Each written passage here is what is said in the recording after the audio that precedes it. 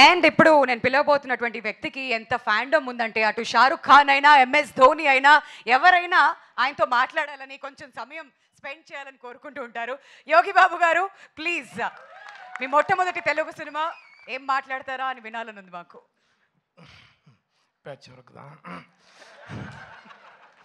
అందరికీ నమస్కారం. ఇంగ్లీష్ ఏని patch work total. Thank you first producers and directors sir and hero sir, heroine sir, co-artist and great Kinnes sir, Pramanand sir, thank you sir, thank you.